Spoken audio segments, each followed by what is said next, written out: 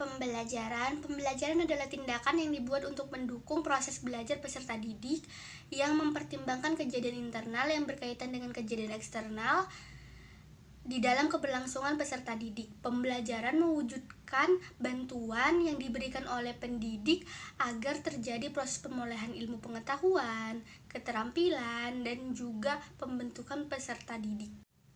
Elemen dasar mengajar terdiri sebagai berikut. Yang pertama, unsur-unsur belajar. Yang kedua, prinsip umum belajar.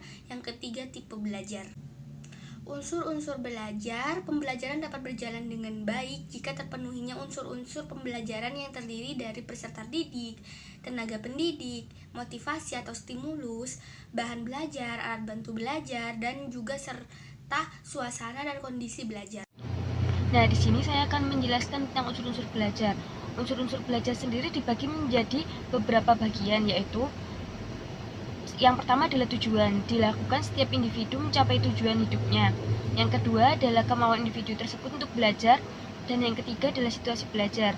Yang keempat adalah interpretasi, yaitu mengenali tujuan atau niat pencapaian tujuan itu sendiri. Lalu saya akan menjelaskan tentang prinsip belajar. Apa sih prinsip belajar itu? Prinsip belajar adalah dasar pikir atau dasar bijak dan sumber motivasi supaya proses belajar mengajar dapat berjalan dengan baik antara pendidik dan peserta didik. Prinsip ini menjadi dasar dalam upaya pembelajaran, baik bagi siswa maupun bagi guru, dalam upaya mencapai hasil yang diinginkan. Lalu yang selanjutnya itu adalah prinsip umum belajar. Nah, prinsip umum belajar ini dibagi menjadi 8, yaitu yang pertama, belajar termasuk bagian dari perkembangan. Nah, yang kedua, belajar merupakan kegiatan yang terus ada seumur hidup. Lalu yang ketiga, keberhasilan seseorang untuk belajar dipengaruhi oleh faktor bawaan, lingkungan, kematangan, dan usaha dari diri sendiri. Lalu yang keempat, belajar mencantumkan semua aspek kehidupan. Nah, yang kelima sendiri, kegiatan belajar berlangsung setiap tempat dan waktu. Yang keenam, belajar bisa berlangsung dengan adanya guru ataupun tanpa adanya guru. Yang ketujuh, belajar disengaja menuntut motivasi tinggi. Lalu yang terakhir, proses belajar itu ada beragam.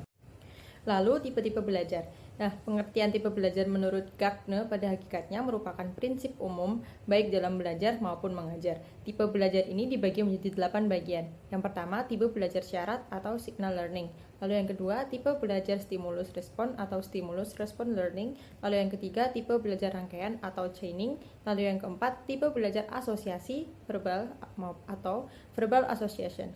Lalu yang kelima, tipe belajar diskriminasi atau discrimination learning. Lalu yang keenam, tipe belajar konsep atau concept learning. Yang ketujuh, tipe belajar aturan atau rule learning. Yang terakhir adalah tipe belajar pemecahan masalah atau problem solving.